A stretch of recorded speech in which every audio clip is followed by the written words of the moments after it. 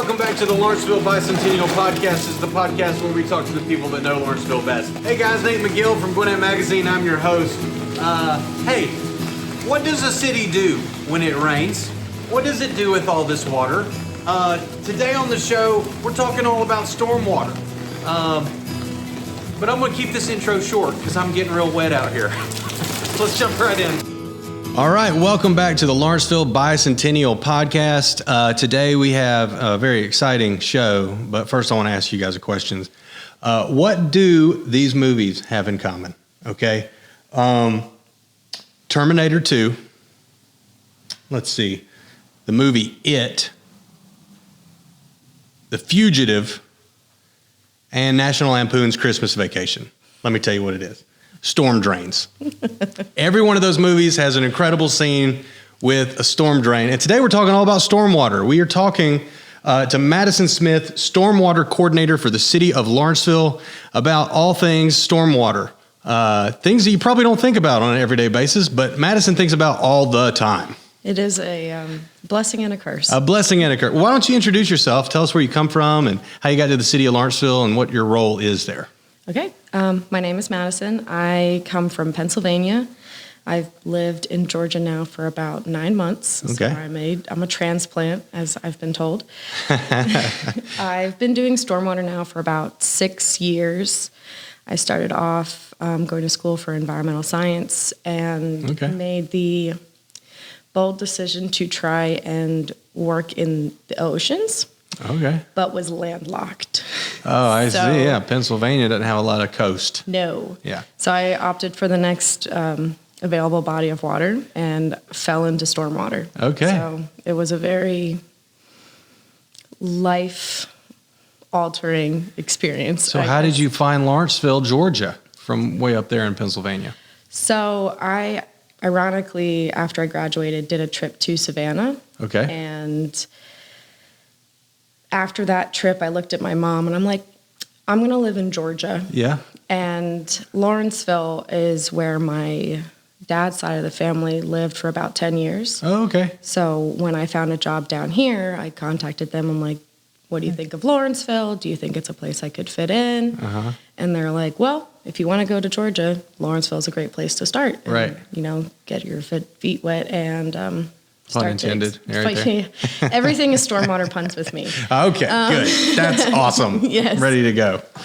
But yeah, so that's how I ended up down here. And I have been searching for a job in Georgia for 6 years now. Oh, wow. Okay. Yeah. And Lawrenceville City happened to come to the rescue there. Yeah. I was like, oh, look, Stormwater Coordinator, Georgia. I'm like, oh, wonder what could happen with this. Well, it's interesting because, I don't think about stormwater a lot. Sometimes I'll see folks out in the neighborhood with the leaf blower, and I'm like, I don't think you're supposed to blow leaves down there. No. Why don't we just quit that? But anyway, let's talk about that. Let's talk about why do we need a stormwater utility in a city anyway? So what is it? So everyone kind of knows about the other water-based utilities, drinking water, sanitary sewer.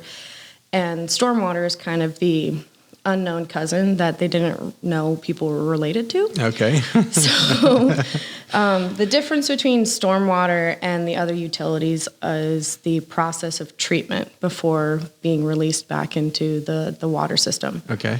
And with stormwater, everything you see that's on your lawn, on your house, on the street, when it rains, it flows right into those stormwater infrastructures and to the creeks. I gotcha. So everything is picked up in it.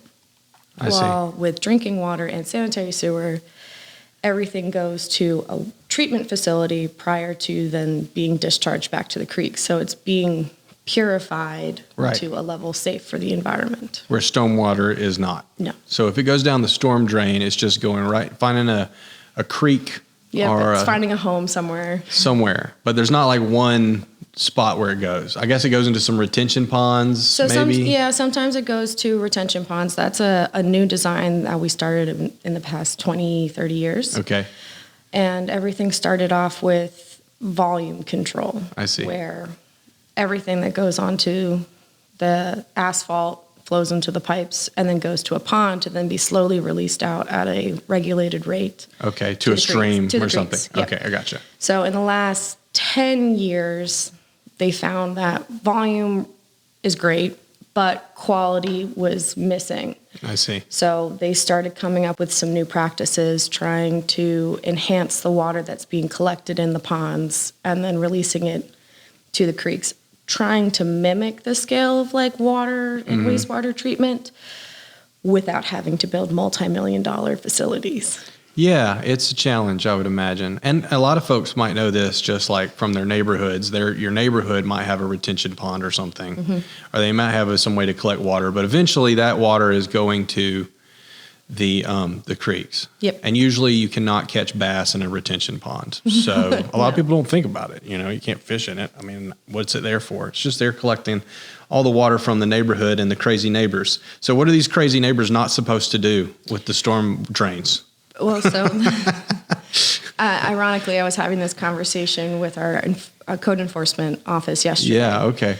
And they're like, so what are you allowed to do with stormwater? I'm like, nothing. Yeah, nothing. Yeah. Nothing. Uh-huh. Anything that is not stormwater would be a pollutant based off of state and federal regulations. Okay. So what if somebody's washing their car in their driveway and if soap and stuff's going in there? So the preferred method is to, of course, go to a commercial car wash. I see. It has everything built into it to contain the soap, clean the soap, and bring the water back into the car wash. Yeah, and it reclaims the water. It reclaims the water. Yeah. So that's great. But you do have an ability to wash your car at home if you would like. And what we try to recommend is either only using water or doing it in a way to capture the soap. So it's not great, but I always try and recommend possibly washing it in your lawn because the grass is going to kind of capture the soap. I see. Yeah. A little bit. It's not perfect. It's never a perfect world, but it's at least a way for a person to still be able to do what they want to do on their property. Interesting. I wonder if they make different kinds of soap that are like So they did more try friendly. and do that, and unfortunately, Didn't work. it doesn't work. It's great on packaging. It's great for sales, but biodegradable doesn't mean great for the environment. Interesting. Okay. Well, yeah, that's good to know. So if at all possible, if you're in a neighborhood, if you've got a storm drain near you, something like that, maybe think about just going and get one of those annual subscriptions to the car wash because it's a little more affordable that way and not having to worry about what's happening. Because let me tell you what the end result of that is, and I can speak from personal experience on this one, okay? Because right now I'm having to pay more on my HOA dues, and the reason is that dang retention pond, people. It is because code enforcement came out, not Lawrenceville, but Gwinnett, and there's sediment issues with our retention pond, and people putting trash and stuff in, either throwing it over the fence or it's going down the storm drains. And so you don't care about this issue until you have to pay $450 extra for something. Yeah. And then you're like, oh, wow, maybe I should think more about what this is. And so just warning you. Eventually it'll come around if it hasn't already. Yeah. So that's why we want to think about what's going on. So what is you do a lot in your job. Let's talk about some of the things that you've done to kind of help educate the city and educate people on this issue. Because I would imagine just people don't know the difference between a sewer, a storm drain. They don't know what they're looking at. They just see the sewer lid. They think of the Ninja Turtles. They don't know what else is happening. All I think about is it anymore. It is like that is the storm drain scene. Yes, that's scary. That is. There's been way too many times I've jumped into one of our catch basins and just too afraid to look down to see what's actually going on. And if there's a clown looking at you. If you've not seen the scene, definitely don't go to YouTube right now and look it up. No. Because you'll have the rest of the day, you'll just be looking for clowns and storm drains. It's not good. Yeah, I made the terrible mistake of telling one of our coworkers about that, and then Halloween I saw nothing but red balloons in catch basins. It was nice. great. Nice. Yeah. Wow. That's a good one. All right. Okay. So, but you've done a brochure. You've done some other stuff on social media. I've seen a video with you in a field with goats in it. Yes. So what all have you been doing for City of Lawrenceville? This looks like a pretty fun gig you got. Yeah. So the great thing about stormwater is you kind of get to tailor it to however you want to educate the public. And with the educational tools that we're utilizing, it's a lot of one-on-one conversations right now as we start to ramp up our communications and kind of our stormwater education approach. And what I've been working really hard on is trying to bring small groups together to kind of start changing the perspective. So I'm working with the Lawrenceville Art Commission to see if we can potentially do like a storm drain art competition. Oh, okay, cool. Just get people thinking about it. Just trying to, trying to force stormwater onto a person is not great. Let's talk about stormwater right now. Yeah. Get really, really aggressive in Why? there. Why do we want to talk about that? So I try to, in the conversations I do have, relate it back to their interests because stormwater impacts it, or there's a way to bring their interests into stormwater, which is really cool. So we have the Lawrenceville Art Commission that we're working, hopefully, to come up with an event or an idea in the future.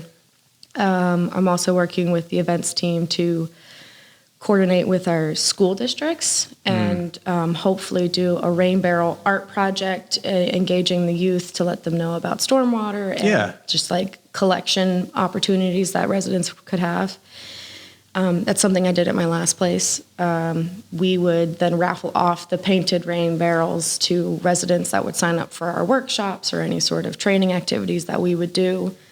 And I've done everything from stream walks, taking people out into the stream and just walking up and down. We pick up rocks, look at what microorganisms are kind of like floating around in the water. Yeah, that's interesting. Tree plantings. We do, there's a kind of a system that it's called a riparian buffer. And it's a way to buffer the stream systems by planting trees out maybe like 20, 30 feet from the bank. Promotes shade. It reduces the amount of water going into the creek. And what we would do is auger all the holes, have a group of people come in, and we just plant trees all day. And it's a really fun way to get out, get your hands dirty, and really see the impact that you can do for stormwater in the long term. Right. So that has to do with that as well. And Arbor Day is coming up. Arbor Day is coming up. When is that? So the city's Arbor Day is February 17th. Okay. Is our voted on Arbor Day event. We actually are partnering with one of the breweries in Lawrenceville at Slow Pour, and we will be doing a tree giveaway to City of Lawrenceville residents. And we'll be doing a whole bunch of education, a lot of opportunity for people to learn about trees and plants, and it's fun. It's very fun. Yeah, trees and stormwater are great. I love trees. Well, you're environmentalist there, so it makes sense. It's really cool. There's a lot of when it comes to education, the only thing that prohibits you is your imagination, and how to approach and get people on board. Yeah, that makes sense. You got to speak their language, and so. Slow pour is involved, so there might be beer, too. Yes. That'll get some people's attention. My favorite thing, which is something I really want to do in the future, is doing like a beer fermentation class, but then relating it back to the importance of water quality and why stormwater runoff directly relates to the process of making beer and, producing good quality beers. Makes sense. I wonder, so in a storm drain, I'm thinking like there's certain exits for these storm drains, correct? So those are locations that you probably have on a map or something. So you know where those are. So you literally could like tour around, and I guess somebody's checking those at all times. Is that you? Is that other folks? Like, how does that work? So traditionally it would be a staff member inside the city. Right now, with the quantity of infrastructure we have, we are outsourcing it through a contractor. Oh, okay, I see. We have about 50 outfalls, 4,000 structures for stormwater to enter into. Wow. 250 retention basins in the city. Holy both cow. Publicly and privately owned. So we have a lot that we try and cover in a year that with the state requirements, have to inspect. And if you don't have these systems in place, I'm guessing there's just flooding. Yeah. So if they get stopped up, backed up, all that kind of fun stuff, you just have flooding. Yes. We kind of saw some of that in Atlanta recently, where their storm drains kind of got backed up and some roads started getting flooded and everything like that. So So that's another thing that comes into stormwater Yeah. is, so the systems were designed 30, 40, 50 years ago. And runoff is directly related to development, transition from grass landscape, meadowscapes to asphalt or impervious areas. And with the redevelopment of those, the pipes that were originally installed may be undersized, which could be directly correlated to flood potential on roads. Okay. So when you say impervious, it's just like water can't go through it. Yes. Okay. So if this was your driveway at the Yeah. table, no water could go I through see. that. And what ends up happening is all of that runs off to the street and goes into the catch basins. I see. Yeah. So pipe systems are designed to handle a certain potential capacity for max impervious area in a neighborhood. I gotcha. If everyone puts impervious area down or transitions from grass to impervious area, the pipes now potentially are undersized. Okay. So that's something that Stormwater and our engineering department continuously look at and plan for in our capital projects. Yeah. So if they need to increase the size of a pipe or something like that, how big are these pipes? Like, can you fit in them? Is it like the I Fugitive? can fit in them. I can. Not everybody can. But the smallest pipe I think we have is about 12 to 18 inches, and the largest we have is an 84-inch. Oh, wow. Yeah, that's pretty big. Yeah, cool. So that one I can walk in. Yeah, you I can always walk in. I like the That's ones where I they can film stand The up in. Fugitive. Yeah. It's like that. So everything that we have is like underground. There's not like a open area, kind of like you see in Terminator 2. You got like the LA River there. It's open water. Or I lived a few years in Louisiana. They have them. They're like open, and then they go underground. You can kind of walk in there. So they're very visible, but they're almost like above ground highways for your stormwater to run off to. But as far as Lawrenceville goes, it's just under the ground. Luckily, we don't have anything that's exposed to the air I like see. that. Everything we have, if it is open air, it's going to be kind of more of a ditch, rock lined, or grass. And then everything else will be underground. Okay. The only time you'll ever really see stormwater like exposed will be in a creek. So we've done a good job of kind of like hiding the fact that it's a thing. Yeah. So then your job becomes very important because you've Yeah. got to educate folks on what it is. So what was the deal with the goats? So the goats. Yeah, there was a cool video. If you guys haven't seen it, Lawrenceville's got it on their reels. You can go to the city's social media and check this out. But a bunch of goats out there. So what were the goats doing? So the goats were our testing to see if we could look at kind of a passive maintenance procedure. Right now, the basin that the goats went into, it takes 9 guys with weed whackers to cut for 6 days. Oh, yeah, I see. Yeah, that's a lot. Yes. So we're looking at the goats being our fantastic workers and just tossing them in for some time, eat the grass away, and come out. Oh, yeah, that's great. So hopefully we can bring them back. We'll see. At the end of the day, I think our Public Works Department was more excited for the goats. Yeah, sure. Everyone was checking in on the goats every day. It was great. They were there for about 15 to 20 days. Okay, cool. And they were a great experience and honestly fantastic to just see a different idea come about for trying to do maintenance on our facilities. Yeah, it's natural. It's like, natural, yeah. It's not, you don't have a lot of, small engines burning gas and Exactly. And doing their thing. being able to put our time and effort into more maintenance procedures for the public with our right-of-way cutting and our trash collection, being able to have our employees focus on that than having to go cut a basin. Right, yeah. And as I said, we have about 250 in the city. Wow. And that's a lot. publicly and privately owned. So for the publicly owned ones, we would assume to have to maintain and cut all of those. I see. And the goats were definitely a better option for us to look into doing and hopefully expanding. Yeah, that's and cool. Being able to throw the goats in, not have to worry about it, come back, goats gets moved to the next one, and it's a great time. Sometimes the old ways are the best ways, as they say. The best was each of the goats that we ended up getting all had names. Oh, yeah. So they all had cute little collars with their names embroidered in there, and we're like, look, Yeah, goats are fun. Trixie's going at it. Yeah. Like, she's eating away. It's a great time. Yeah, animals bring a lot of joy. Yes. So, that's good. That's awesome. Very fun. Well, what other unconventional solutions have you got? Like, what are the other solutions for stormwater that you're thinking of? So if we go back to the idea of everything being underground, my method of stormwater is kind of bringing it to light, doing a lot of above ground structures, but trying to make them aesthetically pleasing and more of like features and enhancements to existing infrastructure. So instead of having a catch basin that then pipes all the stormwater underground, doing a dual system where we can capture it in, say, a drop rain garden or a stormwater planter. The water travels down the curb line, drops into here. If it reaches a certain volume, it goes into an outlet structure and then goes into the pipes. I see. So you're kind of capturing maybe 30% of the raw water in this system and then reducing the amount of water going into the pipes and the streams at the end of the day. Oh, wow. That's cool. Yeah.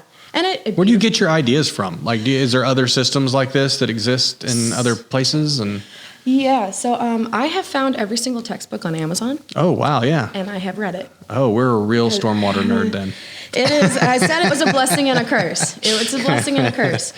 So Yeah. I have read a lot of unconventional ways to do stormwater. I've done a lot of different certifications. Pennsylvania, our watershed was the Chesapeake Bay. Okay. So Wow. where I went to school, I was on the Chesapeake Bay, so I had a lot of educational background in that. I see. And we had a program called the Chesapeake Bay Landscape Professional Certification, where it basically taught you what you needed to know to reduce the quantity of sediment in your runoff and the volume. So we would stop hurting the Chesapeake Bay and Wow. improve the water quality over time. And up there, the method is very much green, reducing the volume to the creeks, capturing the sediment early on, and everything we do is more of a plant-based absorption of pollution and infiltration into the ground. So trying to use the soil medias as a way to get water into the ground as quick as possible. Concepts are a little bit different down here. I didn't know about Georgia clay. And Georgia clay welcome. is like cement. It is. It is. That red clay. Yes. So It's thick it's thick, but and not friendly. no, which is why we use more basins and ponds to see. do a lot of our water collection. And hopefully the ideas that the stormwater community has and new technologies are constantly coming out, we can work on using the ponds and kind of coming up with a hybrid approach with everything. Yeah. Very cool. Very Yeah. cool. Well, there's a surprising amount of textbooks out there, though. I bet. Yes. I mean, we've been doing this for a little bit. It's been raining Yeah. for a while.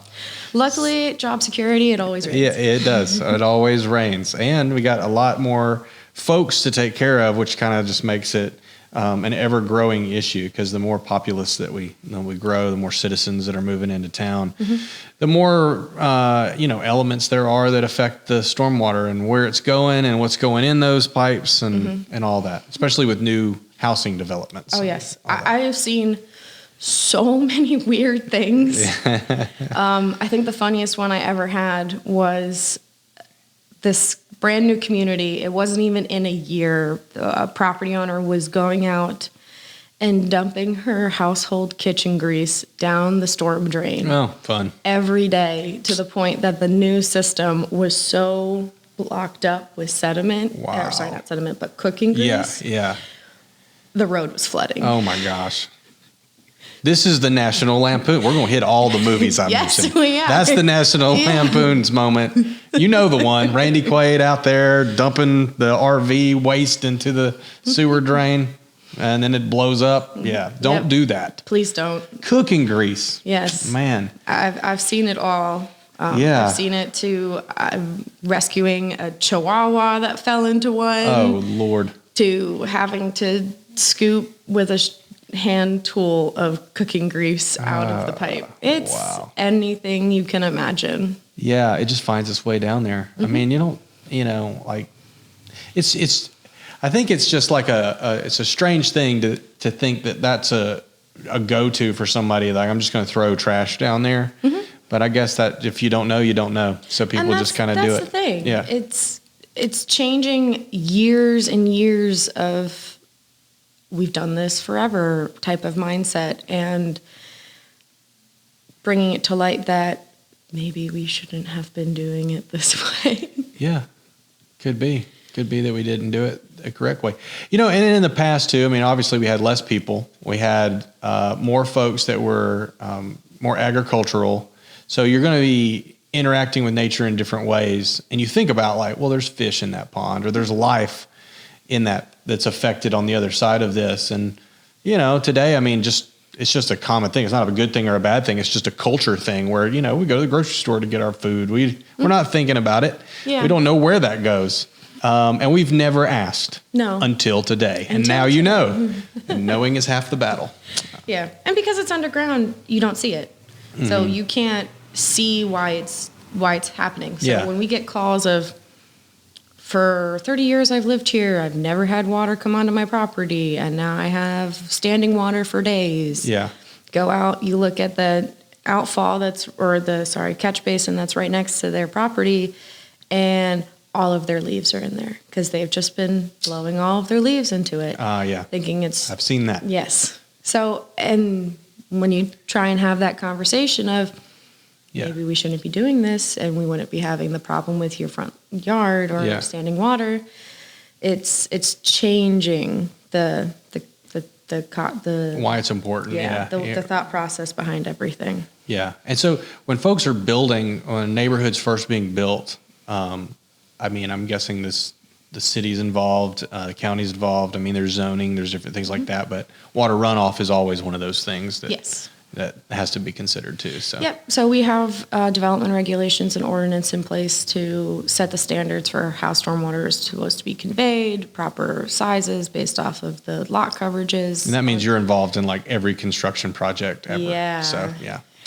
It's a busy day. Yeah, it is. Busy day. Well, thank you for taking time out of your day to come out here and talk to us and kind of educate us on some of this fun stuff. Anything else you want to talk about? Anything else you want to promote that's out there? I mean, we did mention Arbor Day coming up, so that's around the corner. We're looking at potentially getting some interns. So if there's any young-minded individuals that would like to learn about stormwater, get a hands-on experience, it's a career field that nobody knows about. Yeah. And it affects the environment like immediately. So you can make a difference really quickly if that's something that you care about, for sure. Yes.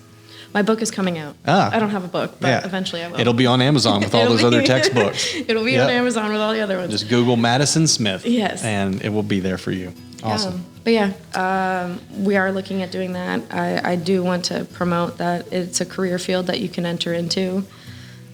You basically get to be whatever you want to be every day. I can be a construction worker. I can be a politician, environmental scientist. Social media influencer. If you've got goats, or you could just go on a tour of where all these outlet water is going, where's it go?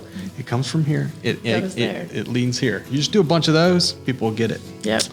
Love it. Well, thank you so much for joining us today, guys. Thank you for listening to the Lawrenceville Bicentennial Podcast. Yet again, a great episode.